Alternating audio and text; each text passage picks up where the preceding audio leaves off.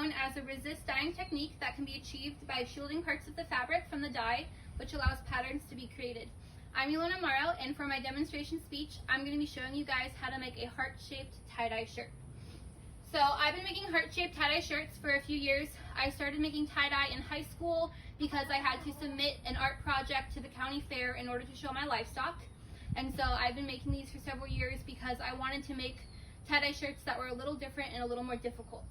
So the first step is you're going to start with a plain white shirt. I like to use cotton blend because it soaks up the fabric better. You're going to take it and you're going to fold it in half vertically.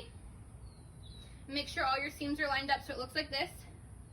And then you're going to take a piece of paper, you're going to cut out a heart shape, half a heart shape, and you're going to line it up with the edge of the shirt folded in half, like so. You're going to take a pencil and you're going to trace around the sides of the shirt so that you have the heart shape on your shirt.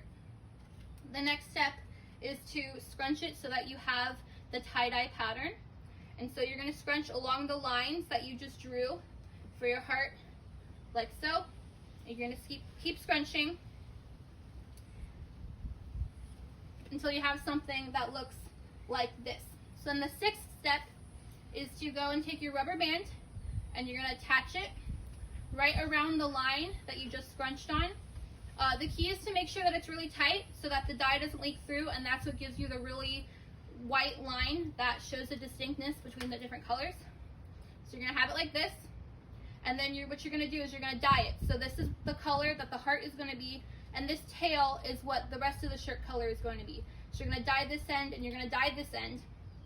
You're going to take it, you're going to put it in a plastic bag like this, and you're going to let it sit overnight, or I like to let them sit for 24 hours so that the dye really soaks in.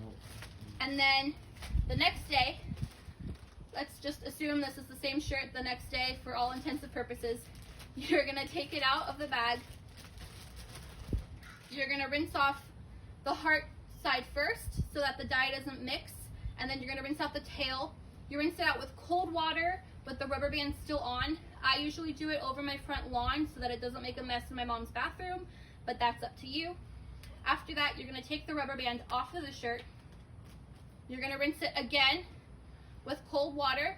You're going to throw it in the wash again, cold water. The key thing with tie-dye in cold water is the cold water prevents it from fading. And then in the end, you will end up with a heart-shaped tie-dye that looks something like this. I made this tie-dye shirt about 4 years ago to enter at the county fair, and the reason that I'm so proud of it is that the heart turned out so good that the judges disqualified me because they didn't believe that I made it myself. So I think that's why I love this shirt so much. So in the end, if you follow all the steps that I told you, you will know how to make your own heart-shaped tie-dye shirt. Thank you.